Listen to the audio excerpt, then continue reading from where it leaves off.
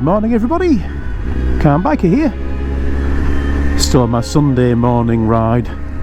Still got the beeline going after my vent about it, to give it another try. Give it a chance, but I'm not very impressed.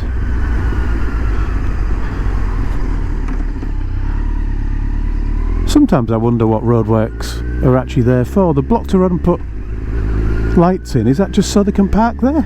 Because I could have worked my way around a car anyway, or a van anyway, without the need for traffic control. Anyway, sorry, I'm just being grumpy, aren't I? Oh dear me. Heading out to that place that I mentioned before, I haven't actually named it yet. Off to another ancient thing. Thought I'd bring you along for the ride. This time it's a well, an ancient well. Not a well like you'd see in the cartoons. It's not Bart Simpson falling down a well type thing. It's a freshwater spring that's been used for a very, very long time. So long people can't actually say how long it's been used for. But they now call it St. Helen's Well. I say now, they've called it that for a very long time as well. And basically it's a freshwater spring. You can actually drink it. I don't know whether I will or not, but you know, I might give it a try.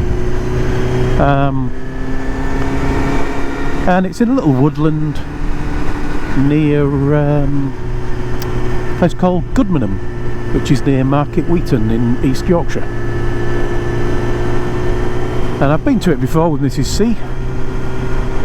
We walked to it from Market Wheaton. There's a nice little walk around there. Not one that you could do on, well, you probably could do it on a bike, but you'd get in trouble because it is a pedestrian bit. But when we got there, we found there was actually a road nearby as well. So I thought I'll come back on the bike and bring you along for the ride and show you it. It's not much to see, to be fair. It's just a little woodland, little freshwater spring, an area that some people say would be used as a bath, using the spring water, but other people say is just actually from when there used to be a railway line there and steam trains, and it was a good place to capture an amount of water that could then be picked up by the steam trains and turned into steam, point to point. No idea what that is. Around here could well be a cycling thing. This area is used by cyclists a lot, so you often get to see the people, the mammals as they call them, the middle-aged men in lycra, heading along these roads on their racing bicycles. But also this area is used a lot for proper racing, so they do have quite a lot of events for bicycle racing, as well as running racing, is that athletic style? I don't know what you'd call it really. Road racing on foot. It all seems a little bit over energetic for me. I don't mind a long walk, I don't mind a little jog, but I don't mind going for a ride on my bicycle either. Not, I mean, I'm the man bit of middle-aged man in lycra, but no lycra for me, thank you very much. As you've seen before, some of my riding is more down tracks and through fields than it is along roads. I'm hoping this is one of the lanes that I've actually programmed into the sat-nav and not it just rerouting me. Again, its next waypoint, or its next marker or instruction or whatever, is to turn around and go back 180 degrees, which might be, well, off camera, it might be me swearing at the device again. If it keeps doing this to me, there's a reasonable chance that it won't make it home and it'll end up in a field somewhere. There you go, it just told me to turn around for no good reason. Nope, beyond me, absolutely baffling. It has a mind of its own, but I'm not going to carry on moaning about it. because this is still a road I haven't done before, and it will still be recording the route I've done, so I can at least add it to my map later on. Yep. Do you recognise this at all? It's taking me round in a circle again. I said I wouldn't moan about it, but come on, Beeline. I'm not filling in new lanes if you just keep taking me round and round in circles, am I?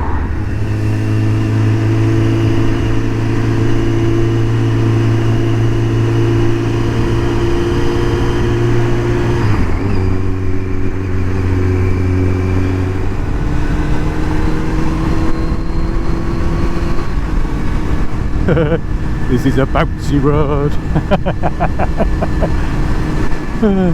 I'm occasionally getting slightly airborne. Slow down for the walkers, don't scare them too much. And avoid the dog. Why do dogs like cars so much? You always see a dog sticking its head out the car and looking really happy, but they don't seem to like bikes as much. There are quite a few dogs that have tried to jump up as you go past them on the bike, and I have occasionally had dogs chasing me down the road, which is amusing. But yeah, they just don't. Some of them just don't seem to like bikes at all, do they? Ooh, this looks interesting.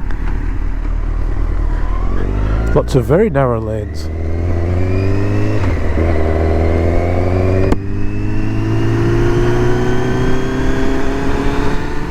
I think I'm near a point that I've been to in the car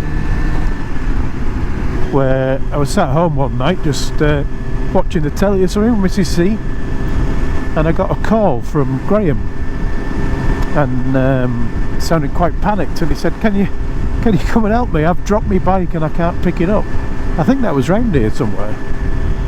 The reason he couldn't pick it up was it's a place where the road, excuse my voice breaking up, it's quite bumpy. Yeah, it was a part where the road went more to farm track, and he was on his Africa Twin, and he managed to slide it on like a thick wet mud, but it was where the road kind of went up in the middle and dipped to either side because tractors had squashed the edges of the road down.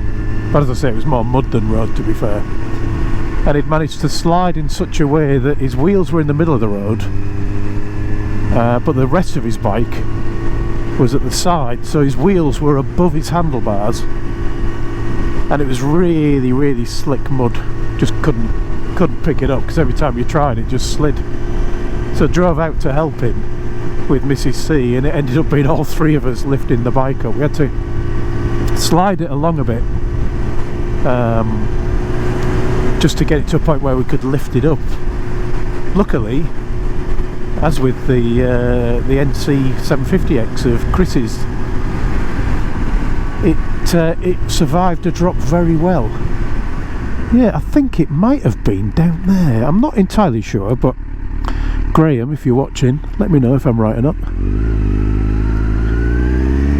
But I think it might have been down that one, on a much wetter day than it is today.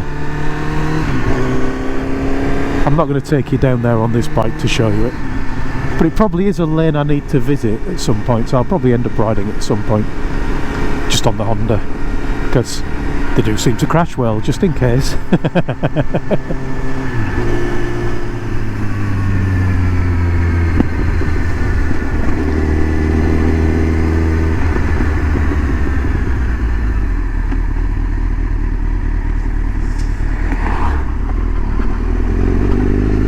Audi drivers here, he had no intention of slowing down. Before you say it, I know that not all Audi drivers are like that, but when you look at the set of drivers that are like that, Audis, BMWs, Mercs and Jaguars and Range Rovers definitely seem overrepresented in that group.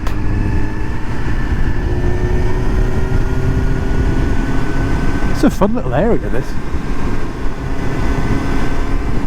and possibly not doing the lanes like I would do on the Honda, where I tend to be pootling around at 30-35 miles an hour.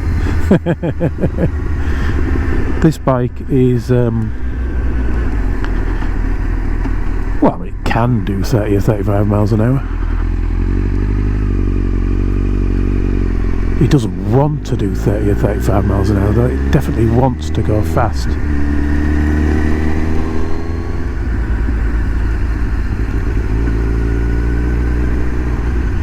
It's popular for the walkers. Very popular for the walkers.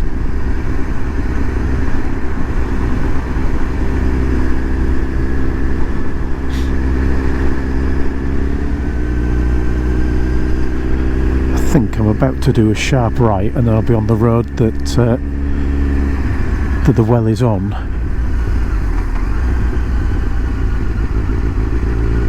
And I think that might be the walk that I've done with Mrs. C, where we came from the other end of it. Which way are you sending me? Through the gravel. Not bikers.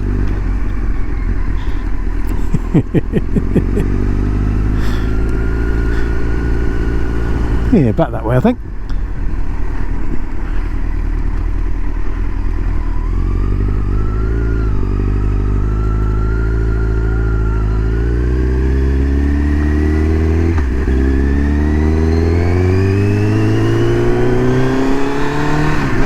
Should be fewer walkers down this bit, because there is a nice walk that goes along this this whole strip.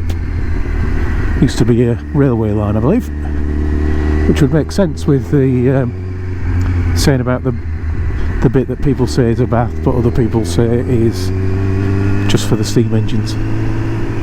So does it just mean that we're now getting to the end of the video and the underwhelming spring? But I did warn you that it wasn't that exciting, so if you've stayed with me this long, it's your own fault.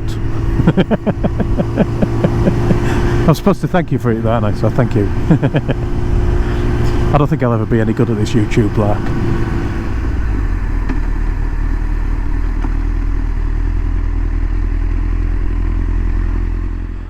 So there you go, St. Helen's Well. 1 of 4. Oh, I didn't realise there were 4 ancient wells around here. Let's take a photo of that for you. Situated along the Hudson Way, disused railway line, part of one of the national trails of England and Wales, the Yorkshire Wolds Way. God, that's her name, isn't it? St. Helen Flavia Luilia Helen. I can't say that. St. Helen Flavia Euila Helena, also known as St. Eleanor. Let's have a look at it then, shall we? Looks like there's a few people having a picnic near it or something.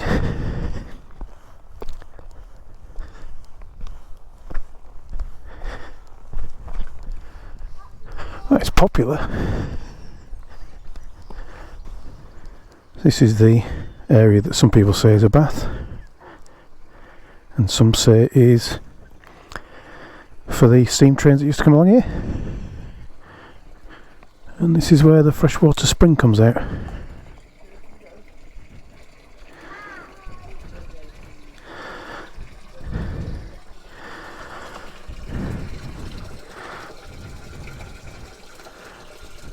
I'll not crawl in there for a drink. It is lovely clear water. And it drops through, heads off down there and disappears under what was the railway line.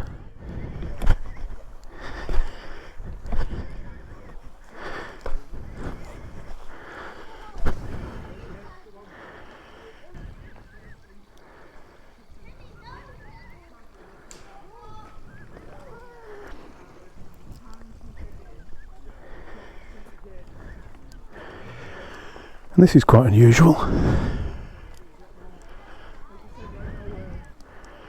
A tree all decorated with ribbons. See, it tells us why around the corner. In recent years, locals and visitors have taken to tying ribbons and other significant items for the surrounding trees as a ritual for good health or good luck. Please bear in mind the long-term impact of non-biodegradable items. Indeed. So, either a nice recent tradition that makes everything look pretty, or a blooming mess. You decide. Anyway, I'll wrap this one up. So thanks for watching, everyone. Ride safe, and I'll talk to you all again soon.